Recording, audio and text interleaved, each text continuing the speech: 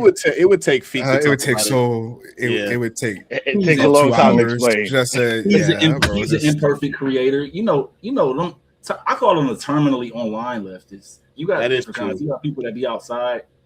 I mean, I and think the there's terminally online ones. I think there's levels to it. I do think that the left has a problem with like trying to deify or like being unsatisfied with like with imperfect humanity. Yes. But I do think there's some stuff that that Childish Gambino be on that you gotta critique a little bit. It would be way easier to critique it if people weren't overemphasizing the wrong shit, weren't like over valorizing him, so we couldn't talk about him like a normal ass nigga. But also, I feel like he's grown.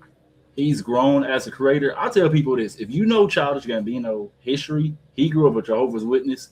For him to be that normal and his politics to be where they at, that's about as best as you get. Especially him being dark skinned, like for real. Like y'all, it's hard to describe if you ain't grow up in that. But like, typically, someone like him turns into I'm trying to think who I think who's just objectively on some weird shit politics wise. I mean, it's like, just like I would say, I don't know if there's a specific person, but I do think that childhood that he had could have led to a lot of weird ass incel manosphere spaces easily. Yeah.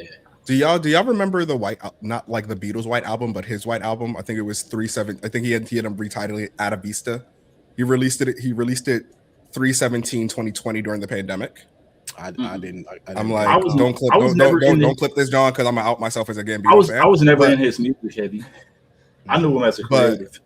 But going on to this fun fact, he released that because I remember that I take your point, John, very seriously about his upbringing and how he could be a lot more fucking weird, or he could be a lot more like unstable. He released that because, and he said it later on, he thought the world was gonna end. Like he put like when he first put it out, like there were no track, there were like no track titles. It was just a white thing, and he just said like, "Hey, have it." And then later on, when he like retitled, he was like, "Yeah, I thought like we were done." And like, you know, some of us like hee hee ha ha, but I like rarely remember like, oh wait, like he's Jehovah's Witness, like he has like an experience of understanding like the world could end. It is like doomerism is baked into his like core identity. Yeah, right. So I think given all that like that is the loudest manifestation of like his own conspiratorial thinking.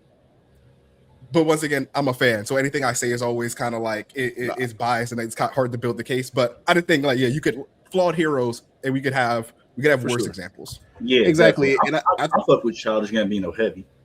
I think for me, I actually didn't really get Childish Gambino as like an MC and a singer early on. It actually took Atlanta for me to understand his creative like vision, and I was able to like retrospectively. It was like the Rosetta Stone for me to understand his music, because visually, and I'm a musician, so like I would have thought that it would have been the opposite, but for whatever reason, visually and like above all else, above music, above like rap, whatever. The thing that I care about the most is stories, right? Like collecting narratives, collecting stories, and if you can tell a story in your music or through your comic book or through your TV show, it's the story that I care about. It's the narrative that I care about, and the narrative in Atlanta translated to me immediately, and it helped me understand how creatively Childish Gambino thinks, or how he thinks creatively, and then from there, I really kind of just became a fan, despite some of the weird shit he be on.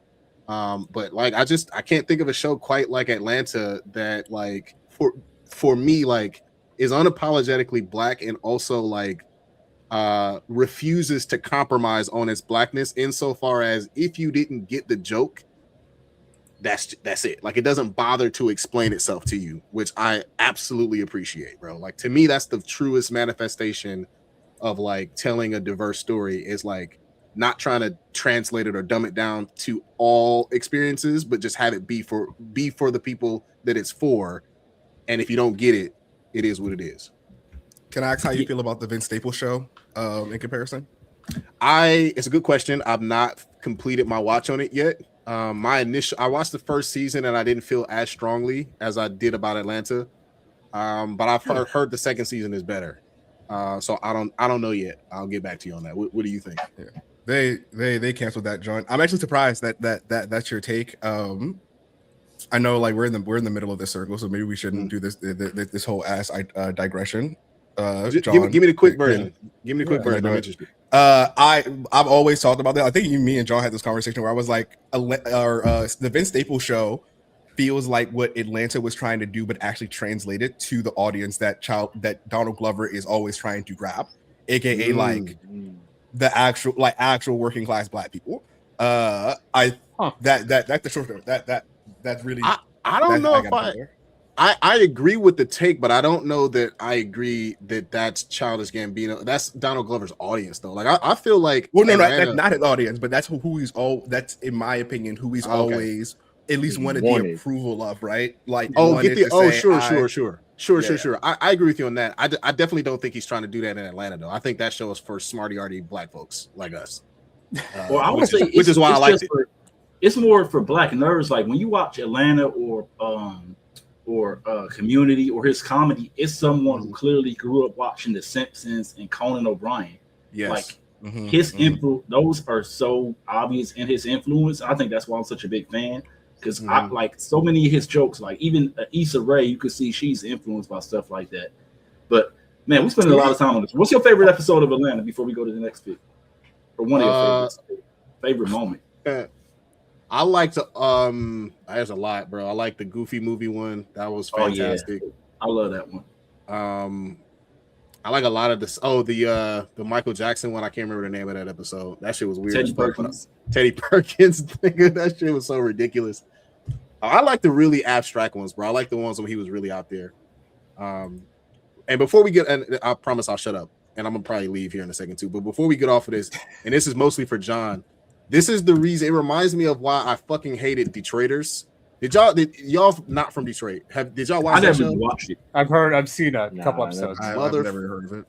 Okay, so it was on Comedy Central. It stars Sam Richardson and the white dude Tim something. Can't remember his name.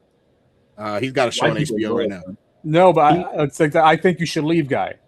Yeah, white people. I do not understand his comedy whatsoever. I don't. It doesn't work for me. But anyways, like the reaction to Detroiters, Tim Robbins. Yes, exactly. The reaction to Detroiters in Detroit was, nigga, what the fuck is this bullshit? Like this shit is not like representative of black Detroit for sure, without a question. Nowhere near our experience. What it was like a commodifying of like very like surface level Detroit shit, commodified for a general like Comedy Central audience compared to Southside. I'm not even from Chicago, but Southside on HBO. Like, can you imagine if Detroiters was like that? Like I was so jealous when I seen Southside. I'm like, why Chicago and Atlanta get all of this shit? All the great, and we got that weak ass show, bro. That shit pissed me off, bro. So when I think about Atlanta and I think about the Vince Staples show, I'm reminded of that conversation a little bit. It kind of pisses me off.